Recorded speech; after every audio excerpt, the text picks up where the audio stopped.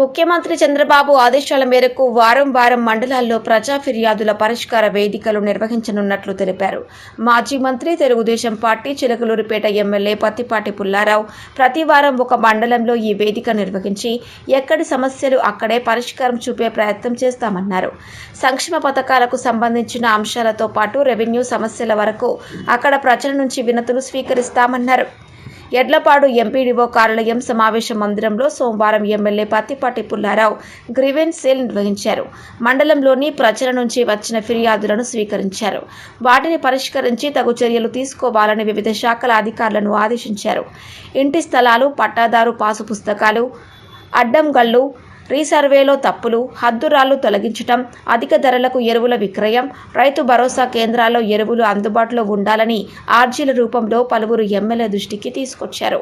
గృహ రుణాలు బకాయిల చెల్లింపులని, కొత్త రుణాలు ఇవ్వాలని, ఆర్డబ్ల్యూఎస్ విభాగం తరఫున పైప్లైన్లు వేయాలని దరఖాస్తులు వచ్చాయి.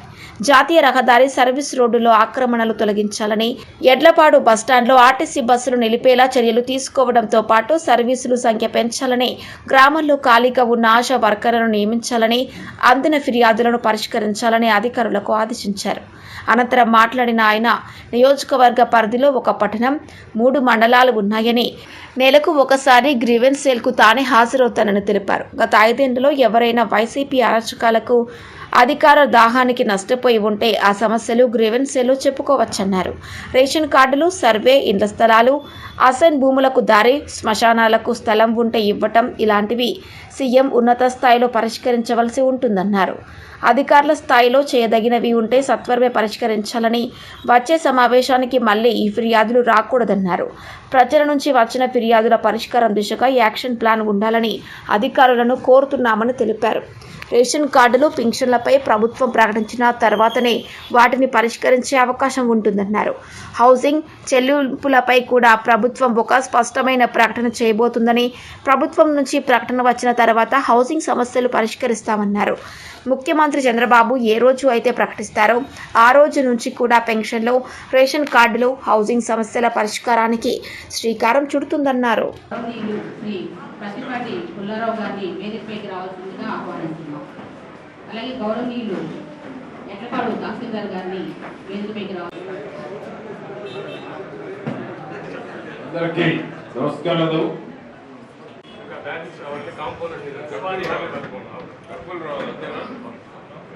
గోకులం షెడ్ ఉంటాయా?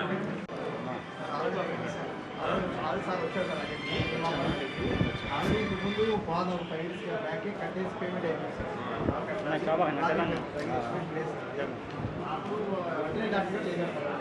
వాళ్ళు కన్సల్ట్ అవ్వని చెప్పారు సార్.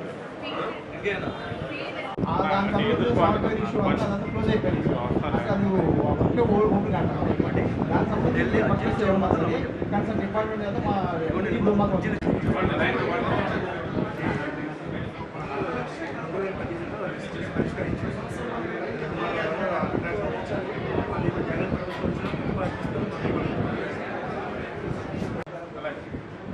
పొద్దునే సర్వీస్ రోడ్డు నుంచి మీ ఆఫీస్ దాకా ఏం ఎంక్రోచ్మెంట్స్ ఉన్నా కరెక్ట్గా వెనక్కి జరగమాట.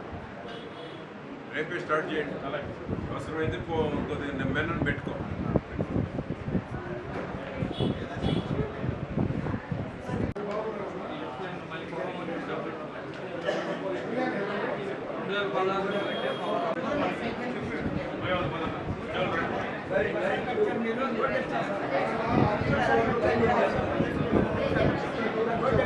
చూపిస్తే రైతు దగ్గర ఎరువు దొరకాలి కదా.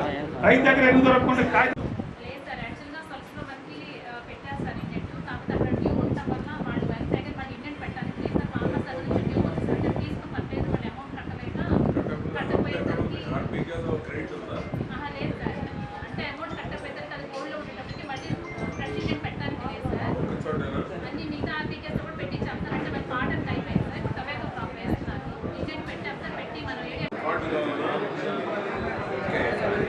లేదా నీకు ఇంతకుముందు ఇప్పుడు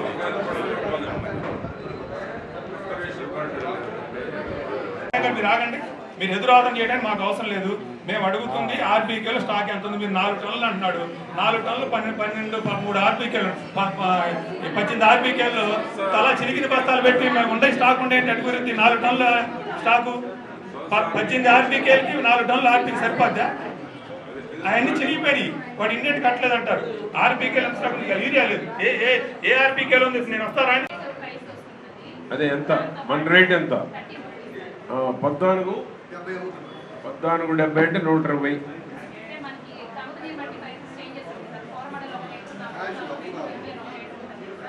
$14.70 ఏ బ్రాండ్ అమ్ముతున్నారు?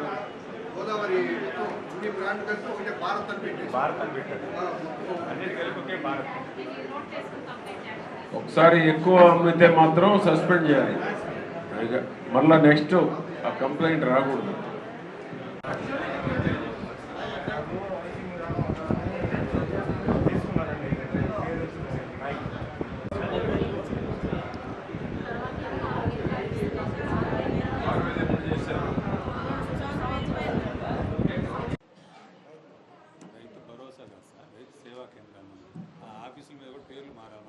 వాళ్ళదేమో రైతు భరోసా, మంద రైతు సేవ.